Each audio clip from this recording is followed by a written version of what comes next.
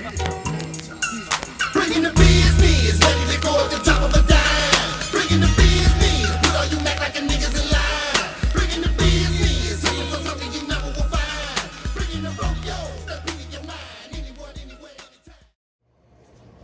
All right, bringing you another episode of Bringing the Business. Right now, I'm kicking it with my guy right here. I've been trying to get the interview since the beginning of the year. We just got able to do it right now. We here now, man. We here. It's Yes, a sir. pleasure. Bringing the business. We here bringing the business. We here bringing the business in Tampa. In Tampa at that. Like I said, I've been trying to get him since the beginning. But man, hey, we just been able to get it right now, link up. He finally approved the interview. You know, I had to get it approved from the man right here. You know what I'm saying? No, it's a pleasure, man. Yeah, I'm appreciate you, grateful. bro. Yeah. Thankful, man, to be able to be a part of such a great show. Yeah, man, I appreciate it, man. So look, for the people who I've been hiding under a rock for the last 10 years, one of the founders of Midwest Boom, 707. So just let you introduce yourself, man, to the people. Yeah, Elliot, Ivory, influential Elliot on social media. One of the founding fathers and one of the realest people that you will ever meet in the 7v7 game, in the 7v7 community. It's a pleasure and an honor to bring the business on Bringing the Business. Appreciate it, man. So look, just get to jump right into it, man. Shit, I've been a part of the organization for the past 4 years, and my son the one who brought me on, you know, because he was like, man, I ain't know nothing about 707. Right. He's like, man, I want to play this, you know what I'm saying? How much it costs? I'm like, oh, what the fuck, 600 something? I was like, shit. But you know, I'm like, fuck it, you know, anything that'll make them better, Right. you know what I'm saying? I'm gonna do it. But then I started reading the shit, you know, all the shit y'all do for the boys. You know, you got people in NFL. Matter of fact, my son just told me today, another one of the kids Kyron, yeah. just got drafted. Yeah. You know what I'm saying? So I'm like, man, you know, so just good things. So when it came about, like, what made you even start it up? Like, what, you know?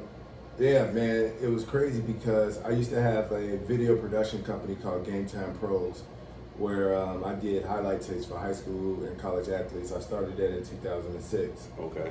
And randomly, I tore my ACL my senior year of college, and I went to get rehab at this spot, ATI in Naperville, and it was right next to a little ass training facility called Acceleration. Okay.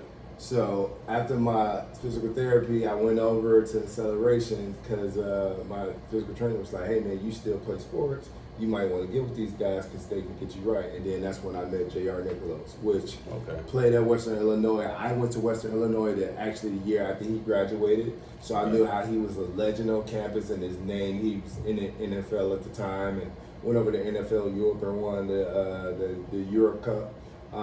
And he was a legend on campus at the time, so just seeing his name and putting a name to a face, I'm like, oh man, what's up? So we bonded, and that was my first year starting my company. That was his first, second year starting Acceleration, and we started working together because we both work with athletes. He trained athletes, and I helped them with their marketing ability to get into college.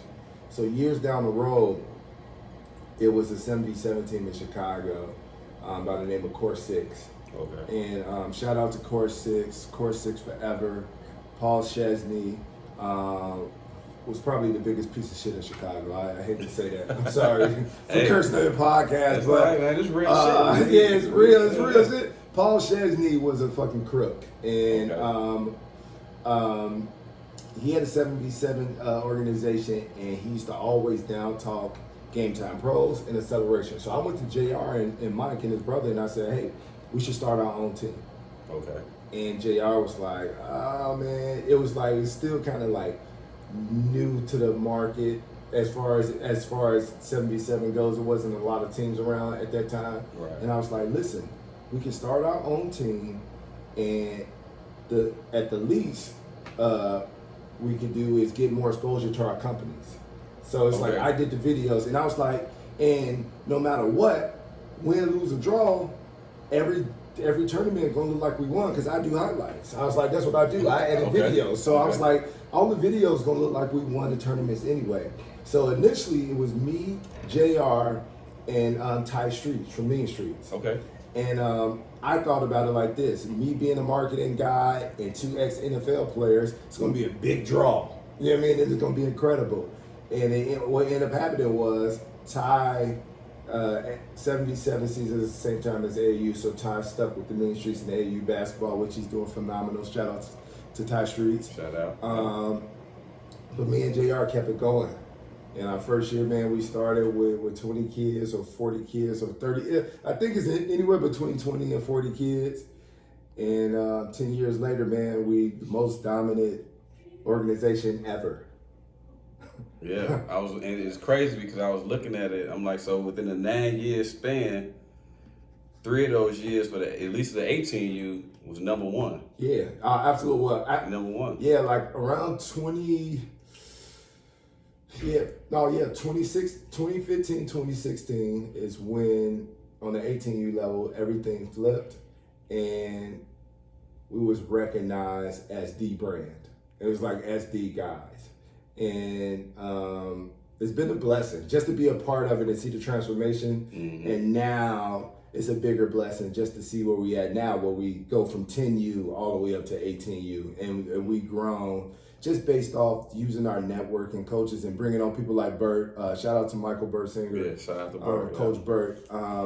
He was probably, I said this after we won our first national championship in 2015 at NFA for Futures. Okay. I said Michael Bersinger was the biggest acquisition that we made because he was my friend and we used to play flag football together, and he came onto the staff. But he was the hugest acquisition we made because he was able to come and contribute in ways we didn't imagine to grow this organization to the length it's grown now, and to get people like your son interested because he's out at those games, Yeah, right? yeah. So it's like it's been a beautiful process. So, did you imagine okay, Never. I'm about to say because Never. Yeah, right. That's what I'm Never. saying. Because I know, when you start something up, I listen to you now, and it's like you would think that this was shit that you knew the fuck was going to, because the way you talk about the brand is like we the shit, we here, you know what I'm saying? That's the energy. The energy and the confidence has always been there. Okay. So that's one thing that's never changed. And from day one, it was, we would do whatever it takes to earn what we deserve. And we deserve respect. Right. And at the time, and still even now, today, we go to some states, we go down south, they be like, oh, I didn't even know boys played football in Chicago like that. And to us, that's a slap in the face, and it's disrespectful to all the athletes and the football players that come out of Illinois and the Chicagoland area. So from day one, the confidence and the mentality of total domination has been there from day one. Okay. No matter the 20, 40 No kids matter or what. how many Because kids you let got me tell you how terrible our first team was. Our first team went down to nationals, and I think we finished top 10, right? We had like 5 kids on that team that didn't start on their varsity team. Wow. So that means they went back to high school their senior year, and 5 of those kids that started for us, for our 7v7 team, did not start on their high school varsity team. Now on our top team, almost every one of those kids are Division I kids. Yeah. So it's like the difference is huge. It was a huge change. But no, we never imagined. I mean, it's just like the Adidas sponsorship, it blowing up, the videos going viral, all that came and it happened organically. But I can say the most beautiful part about it all is just because it was pure passion. So passion drove everything. It wasn't like we planned like, oh man, we're gonna blow up into this in 2 years, and then we're gonna be this in 3 years. It was just like, no, it's pure passion. Us just enjoying it. So season 10. Mm-hmm. Season 10. I know coming in, you want to win everything. Absolutely. You know what I'm saying? Season 10. I mean, because season 10 seasons, that's a milestone. Exactly. You know what I'm saying? Exactly. So 15U right now. Mm-hmm. Last 3 tournaments. Mm-hmm. Won it all. Mm-hmm. We currently in Tampa right now, national championship. Mm-hmm. So of course, this the big one. Mm-hmm. What you think about how you feel? Well, I said this earlier in the year, and I stand on it the last 2 years. So right now, as an organization, just overall, we probably like in one of the best space ever as an organization. Like our camaraderie from top to bottom. Our 18U has won the last 3 tournaments. They haven't lost a game as well. So that speaks volumes about how we just doing things and our structure and the type of coaches we have on our staff. Man, shout out to all the coaches on the Boom staff. Absolutely. Great coaches too, for real. The sacrifice, the immense amount of sacrifice and time away from your family, and we don't get paid a lot outside of the travel. You know what I'm saying? To do this. So it's like really just about like developing the kids and being a part of something great. But we're just in a great space overall. And I told Bert, and he would agree, over the last 2 years, I don't see us losing another game. And I said that after we lost in the championship in Orlando. And unfortunately in Chicago, you know, it's like a turn of events that went down that we got sidetracked and we end up losing there. But I really think over the last 2 years, it's 2 of the best 15U teams we ever had, right? But this year specifically, the only way they can prove to be the best 15U team, because this is the potential now, right? Right. To be the best 15U team ever is to win the Natty, and then to win the Pylon Natty, and then we try to get into Battle or Shock Doctor or whoever else. We try to win every national championship possible. And I think it's, I'm more than confident that we're going to do that this year. Okay. I mean, I'm there. I see the game, so of course, you know, I'm impartial because my son a part of it. But still, I mean, just looking at it, I agree with you. You know what I'm saying? The level of talent that you all have on the team, and just like you always coach about and preach about having that dog mentality. You know what I'm saying? I think so. That's another question I'm going to ask you. Your coaching style. How would you describe your coaching style? It is the very well-rounded, to say the least. You got a ton of different personalities, and you got a ton of different coaches with different coaching backgrounds, and I think that's what works. That is probably like the largest part of the secret sauce, because if you have too many people on the staff that's the same type of coach, like I'm like a rah-rah, get in your face, yell, scream coach, but Bert, very cool, you know what I mean, chill, reserved, but in his own way, he showed his passion. Right. And now that we gelled together and figured out like, hey, like you see now, as a defensive coach, I used to yell and scream the whole game when the defense was on the field and the offense was on the field. Now I don't even pay attention to the offense because I know Bert got the offense. Yeah. I just focus on the defense. And I think it's like that on every level. We are always looking like for more great coaches, like adding you to the staff, right? Was huge for us. Adding you to the staff was huge for us because having coaches that you can rely on, having coaches that have the kids' best interest in mind, and having coaches who's passionate about winning is important. And it's kind of hard to see all 3 in every coach. Right. Unless you really look for it. Because everybody gonna have their own certain way of where they gonna show you that they care about winning and they care about the kids. And some coaches just come and coach or try to coach because they want the clout and they want to be a part of the brand. And some people come in and coach and for the clout so they can just poach on the kids because some of the kids 5 stars. Right.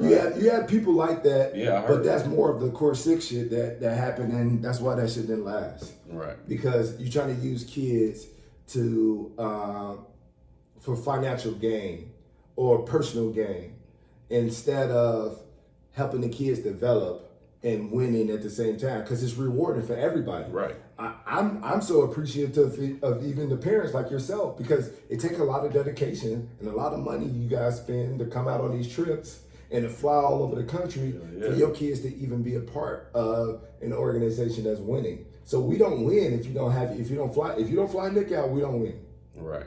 No, I feel you. Yeah, so that's important, man. So it's a collective effort. But yeah, the coaching staff is very well rounded. You have some coaches that get super fired up, yell and scream. You have a lot of coaches that are cool, calm, and collective. You have coaches that don't curse at all. And I curse a lot. You know what I mean? Maybe I curse enough for everybody. Right. But it's that combination, and that's the beautiful part of the game that we love. Like, everybody here has one thing in common, and that's they want to win. And everybody here also loves the game of football. Everybody here is passionate about seeing our kids grow and flourish and become the best version of themselves. And I think that's the biggest thing about our coaching staff is we have those three things in common, no matter what your personality is.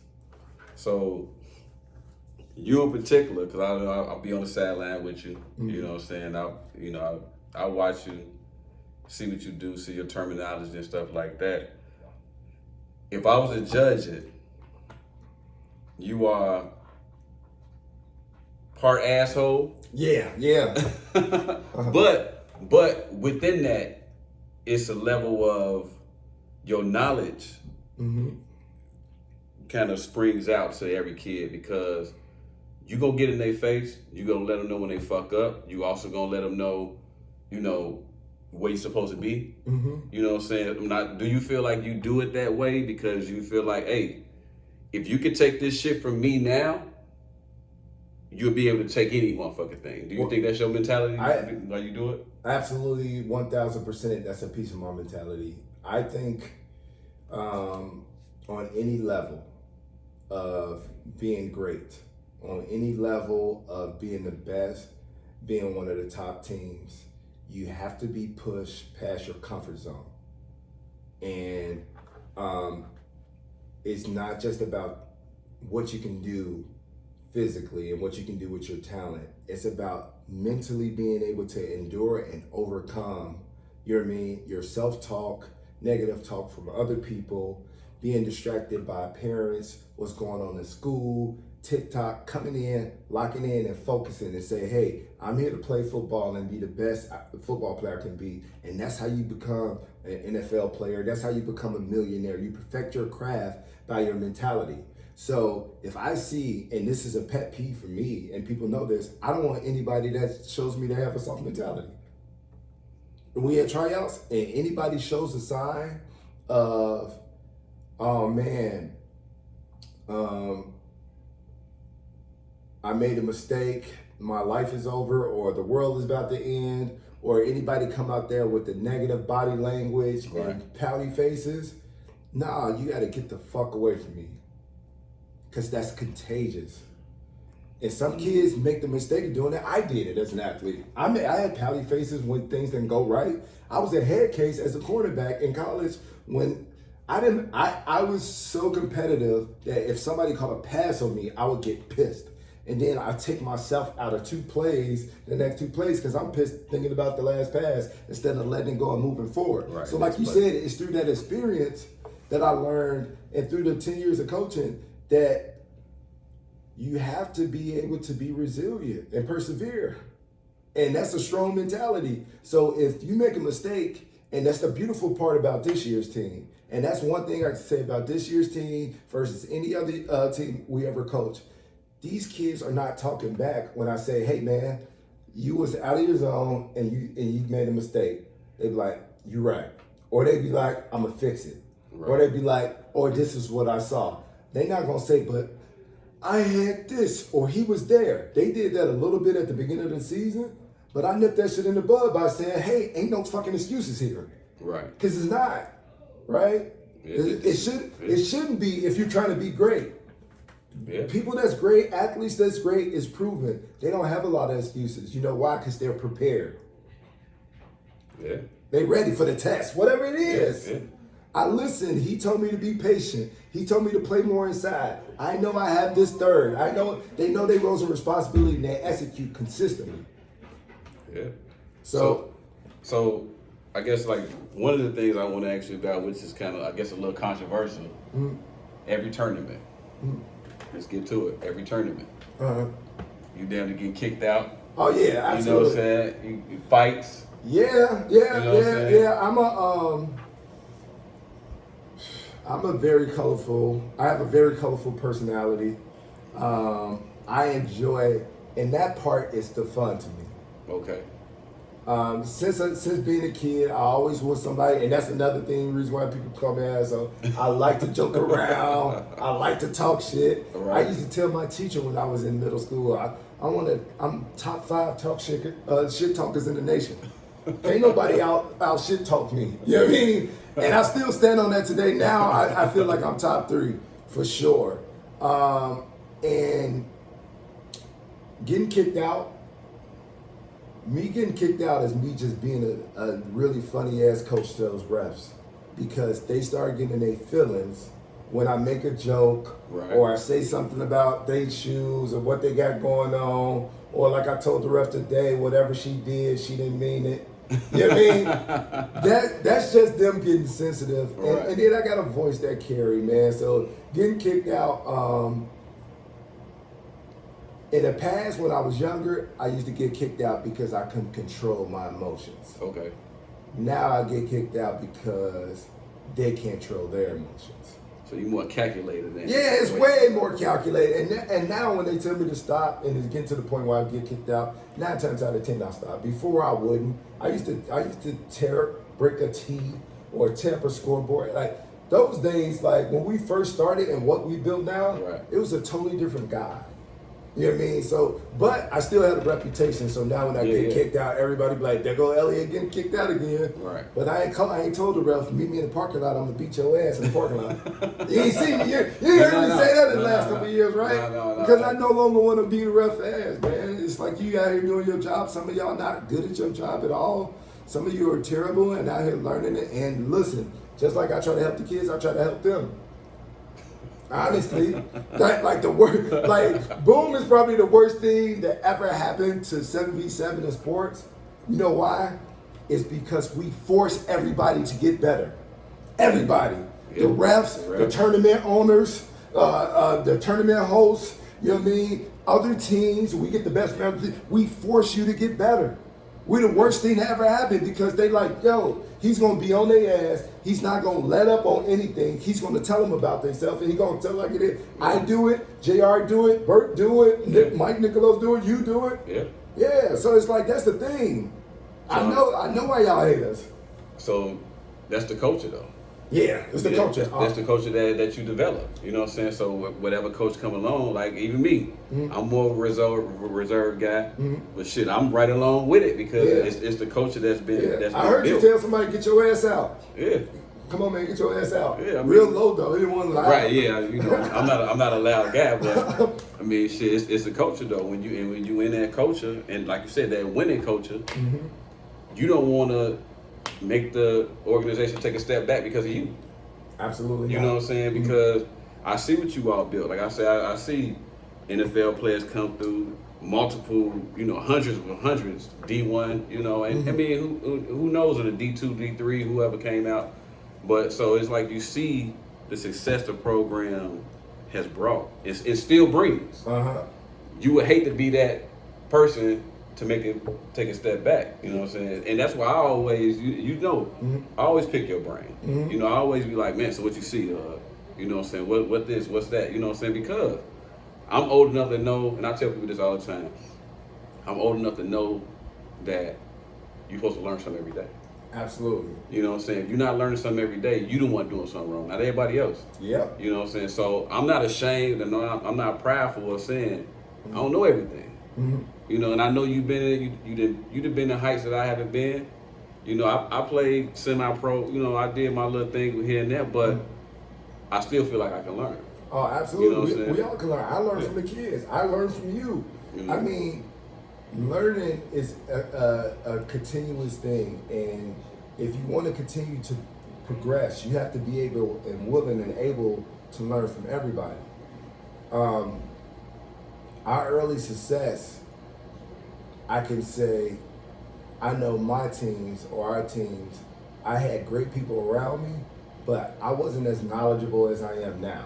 Right. And it's a blessing to be surrounded around people who can, pick you up in areas where you're weak. And the other teams and the other programs and people, they'd be like, hey man, these dudes wild and these dudes obnoxious. But I bet one thing, everybody wants to beat them. Now Yeah. it's like it's like we making you do things that you normally weren't gonna do. Everywhere we go. Everywhere you go. Everywhere Now you go. you're game tighter. Now you running harder routes. Now you really trying to lock somebody down. Now you really focused as a coach because you don't like the way we being successful. That's okay to me. Yeah. You know why? Because it's like we not just continuously winning. We pushing the culture forward. We changing the whole spectrum. We changing how kids get recruited in Illinois. We got DBs going first round. We got running backs getting drafted. We got kids, you know what I'm saying, going to college starting freshman year, going All-American because they ready mentally. So it's like, man, if I got to be looked at as the bad guy, or if I got to be looked at as an asshole for the rest of my life and my career, I'd be happy to wear that title. If this is what we're doing, Right. I'd be happy to wear it. Thank you. Right. I mean, like you said, the proof coming with the output that you're putting out there. So regardless of what people may think about it, you know what I'm saying, numbers don't lie. At all. You They know never what I'm saying? they never have. Yeah, that's numbers don't lie. why we got 13 of them. 10 years we got 13 natties. And if we stop this year, it probably would take 10 years for anybody to even come close to catching up. But it won't happen. And that's the part though. That's the beautiful part for us and the unfortunate part for the rest of the 77 community Right. and the world. It's like we're gonna be the winningest team ever. Like right now, us talking right now, it's gonna be a 30 for 30 talk about, hey, which club team had the most success ever? It's gonna be boom. It's gonna be boom. And that's crazy to say. And now people are like, damn, well, you really talking big shit now. And I'm telling the truth. Yeah, I mean, I'm telling the truth. yeah, I mean, shit, like you said, numbers don't lie. So if you go down the line and look at anybody else, who coming close? It's very difficult to come close to what we're doing. And what we're doing is special. And it's a blessing to be a part of it. Of course. It's a blessing to be a part of it. But like you said, going back to your question earlier, for us to be 13 natties in and people getting drafted in the NFL every year now and kids starting freshman year in college and being All-Americans, no, we didn't predict that. Couldn't have, because all we saw and what we did was make the most of what we had. We maximized it. And that's the thing, that's the mentality. Give me anybody, and we're gonna maximize this. We're gonna get the most out of whoever shows up. And that's another thing, like before we kind of wrap it up, was trying to see, because we go across all over the place. Mm-hmm. So you're trying to see what makes boom, because you got all these people who trying to do the same thing that you're doing. Oh, you know what I'm saying? yeah, absolutely. So it's like, what makes boom who it is? You know what I'm saying? Because you feel, I mean, we got talent, we got it. You know we do, but who's to say Texas don't have talent? Florida Yeah. Oh don't no, have they talent. definitely do. Like, there's so many teams that emerge. Like, you know, it's teams and it's coaches that told me, like, literally, me and Jay are from across the country, that they started programs and organizations because of us. Wow. Like, and some of the biggest names, and like one of them, shout out to Roque, Fast Houston. And Fast Houston, they became an Adidas team. Jalen Waddle, we played against him. This team, we saw them in Vegas, Adidas Nationals, and they drove from Texas, and they wanted to see us. And they was calling us out, and I'm like, who the fuck is this team? And this little motherfucker out there, like going crazy on our defense. I'm like, who is that? It was Jalen Waddle. You know what I'm saying? Like, he had kids like that. Right. And it's like, they start getting more pub, and their reputation would grow bigger. You know what I mean? Especially because they got more national kids coming from Texas and then the Florida teams and et cetera. But look, man, one thing that's never changed is we authentic, and we're behind who we are. You know what I mean? We authentic. We gonna take our kids and anybody else who want to join and come and be a part of Boom. We gonna take them and we gonna roll with what we got. Now, marketing wise, of course, our brand is big. We can start saying, hey, 5-star so-and-so, come play with us. 5-star so-and-so, come play with us. That happens every once in a while, but it's always organic and it's from somebody else whose family. We're not poaching from other teams. We're not trying to pull kids. We don't need the best kids in the nation to make Boom Boom. Boom's always going to be Boom. Right? Yeah. Boom is always going to be Boom.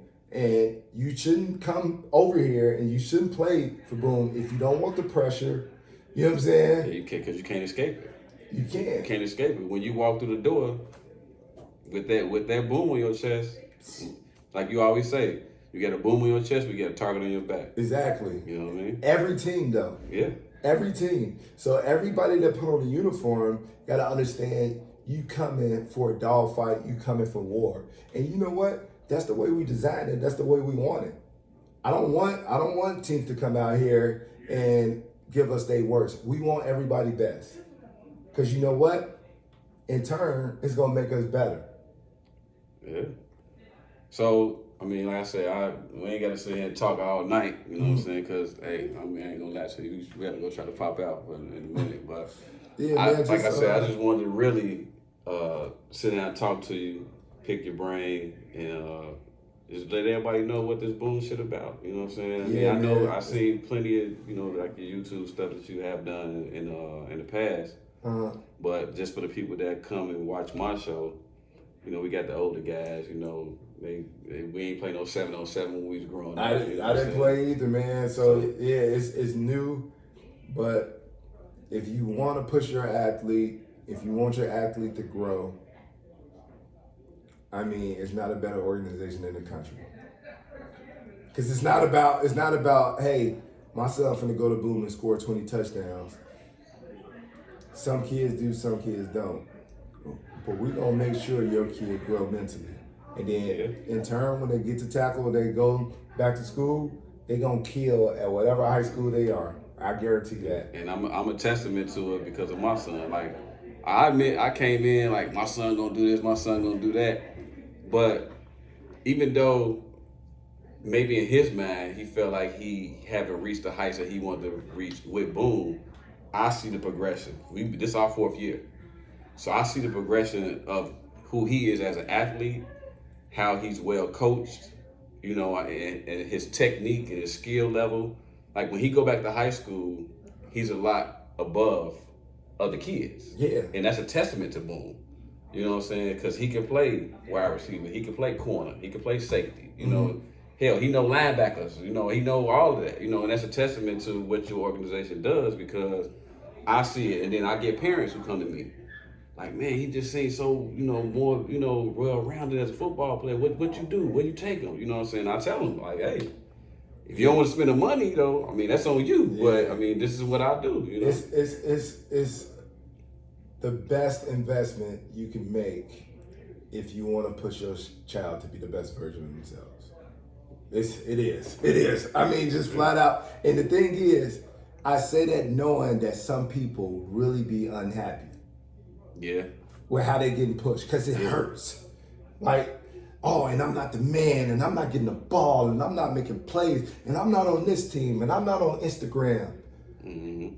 The Instagram and the social media stuff that we do is amazing, is incredible. I'm a part of it, right? I'm one of the founding media people. It's incredible, but that's not what this is about. It's about, at the end of the day, when you go back and it's that real tackle season time to put on them pads, who you become. And when you get on your high school team, you're going to be looked at as him. Yeah. And like I said, it's a testament to this man right here who one of the founding fathers of Midwest Boom. Like he said, he told you how it came about. Season 10, 18, and 15. Last 3 tournaments. Ain't nobody fucking with him. Nah. We here in Tampa right now. Tomorrow. Same thing right now.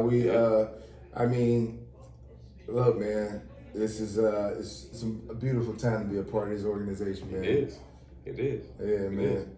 I mean, I appreciate it, man. I appreciate you, bro. I appreciate you coming and talking to me.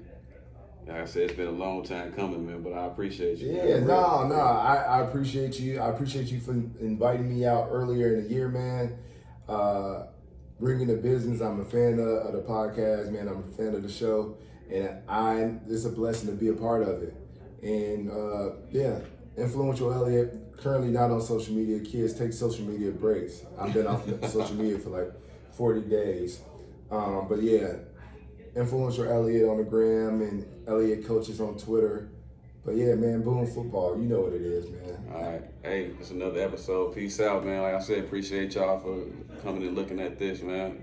It's my guy right here. That's my guy. All right. Love y'all.